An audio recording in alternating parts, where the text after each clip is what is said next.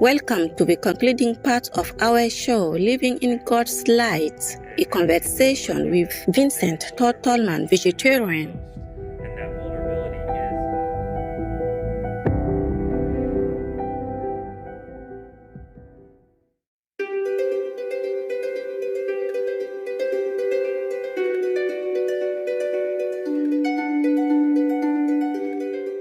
In part 1 of the show, Mr. Vincent Todd Tolman, vegetarian, has shared with us his encounter with Drake, his guide in heaven during his near-death experience, and some of the principles that help elevate our souls to a higher frequency. Another principle imparted to Mr. Tolman is the hour of power, or Shabbat. I was taught the principle of Shabbat or Sabbath, and Shabbat is not just a weekly thing, it's a daily thing. And the Shabbat of every day is what I call your hour of power. That's the 30 minutes before you go to bed, the 30 minutes as soon as you wake up. Those two 30-minute periods, which give you 1 hour, the hour of power, they are your Shabbat. They are what you worship. So when you wake up, if the first thing you do is you grab your phone and you play a game, that game is your worship. If the first thing you do is you look at the news is your religion. If the first thing you look at is sports is your religion. It's important for us to put in Shabbat, in the hour of power, sacred things. That's going to be uplifting videos or movies, uplifting scripture. No matter what religion you are in, go seek the uplifting scripture, or go seek the scripture to connect to God. Another way we can honor Shabbat is to love and serve others, even in our hour of power. For many, the hour of power is best spent sitting in nature and connecting to the life force of God, appreciating nature, going on a walk, sitting meditating, or doing yoga, whatever really connects to you. Just make sure you're honoring your Shabbat, your hour of power.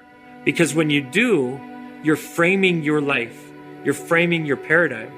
As Mr. Tolman continued his journey to heaven, he felt God's tremendous love and presence through every fiber of his being.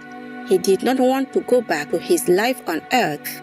If it weren't for his brother's prayers and love for his brother, he would not have returned. So I was brain dead for 3 days. While I was brain dead and in that coma, I felt very strongly I was in my home. I didn't want to come back here, but it was the prayers and a blessing of my brother that forced me back. But of course, the God, the creator, had to will it as well, had to be okay with that return. But if that prayer or that blessing was not given, I would have been able to stay. But there was a love, and still is a love, between me and him that is so strong. And it was that love that forced me back. If I didn't love my brother, I wouldn't have come back. I could feel that I was giving in to the power of that prayer because of my love for my brother. Interestingly, Mr. Tolman shares that the soul of his son William had been by his side for some time, long before he became his son in the physical realm. Our actual eternal existence is so vast that our physical presence here is only like a grain of sand in comparison. And it was a very beautiful thing for me to see that God has this plan for all the souls, and this precious, precious soul for William, he's my son, that we were able to know him for years, for more than a decade before he came to us in the physical side. And it's also to show us that soul is so much bigger than this life here. You know, that's one thing that Drake showed me, is our existence is so vast.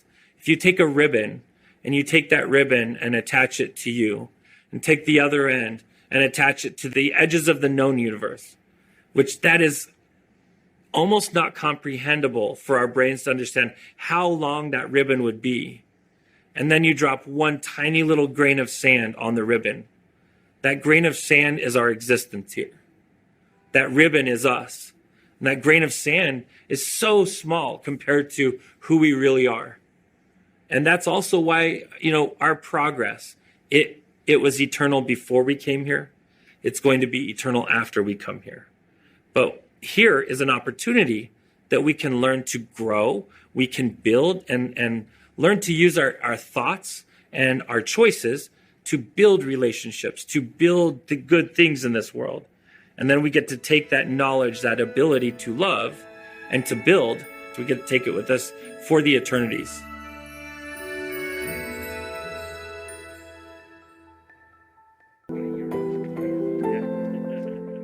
Mr. Tolman shares with us some of the things that we can do to embody God's love and be more connected with God in this existence.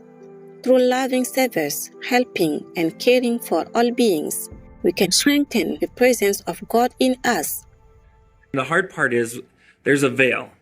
The veil of forgetfulness, it's like a filter. It won't let us feel the real essence of who God is. It lets us get little peaks, little tiny experiences, almost like we get to see the eyelash of God, but not God. So we get to see the little aspects through the veil or through our forgetfulness here. But what's really neat is the more that we serve others, the more we care for all beings. And I mean all beings. We care for animals. We care for each other because all of us are animals. We care for the birds. We care for the trees, the plants. We care for our beautiful Mother Earth. When we care for all of these things, we are strengthening that presence of God in us. And once we strengthen that presence of God in us, it becomes stronger and we get a better connection with God. He describes the soul itself as having a weight, an energetic presence that is much greater and more powerful than our physical body as we develop and embody God's loving energy. Inside of us, we are malleable, we're energy. We're smaller than us, but also bigger than us. Our actual being, who we are, our energetic being, is vastly larger than our bodies here. Much, much larger. So when we see sometimes someone is shorter here and other people are taller here, the energetic body is much, much bigger. And sometimes in small form here, they're very, very large in their spirit body, their energetic body. But all of us are not these. This is not us. What is us is the energy that's inside of us. That's us. And just recently, in physics, they were able to prove that the spirit or the soul has weight, that the atomic weight of the body is lighter after death than it is before death. So we know that there's an actual weight associated to the physical measure of the soul, but the spiritual and the energetic measure is so much larger than what we could comprehend. Mr. Tolman goes on to describe how giving and receiving love can increase the size of our spiritual bodies.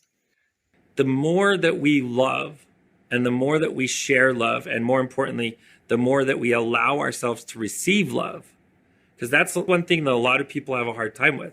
They'll give and serve others, but they won't allow themselves service. They won't allow themselves to receive love.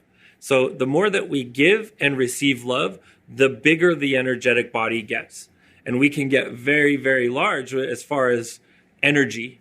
When you get near someone who is a great person of love, it's like feeling a power near them. You feel their healing. You feel their love. You feel their presence as you come close to them. For this reason, Mr. Tolman chooses the benevolent vegan diet, which embodies the loving nature of heaven to be under the influence of light. My purpose is to love all. But I know for me, to really embody what I know about heaven, I cannot eat the flesh of animals. I cannot eat the flesh of the creatures. Most of the higher living or the higher vibrational beings on earth will eventually become either vegetarian or vegan because they will choose to not consume the flesh of the animal. And to consume animal flesh specifically today, you're opening yourself up to big, big windows of problems coming into your life. And I have felt it in my own life. If I eat meat or I go against the vegan or vegetarian life, I feel the health of my body goes down. And I feel that the more I lean away from meat and towards plant or to vegetarian or plant-based, I see health increase in my life. And it's very easy for me to see. So personally, I choose to go vegan so that I can stay out of the influence of the flesh of animals. And I stay under the influence of light, because all those vegetables, all those plants, they receive their nutrition through light. And it's not just a physical thing, it's an energetic thing. And it's something we can feel. The closer you can get to nature, the better your food source will be for energy and for light. Over the years, Mr. Tolman has shared his life-changing experience of journeying to heaven and back, which he talks about in great detail in his book, The Light After Death. He has also built a community of light called Living God's Light, a gathering of like-minded souls who want to build light in the universe and in each other, and to find and strengthen their relationship with God. In gratitude for your compassionate service, we thank you for sharing your inspirational journey with us, Mr. Vincent Todd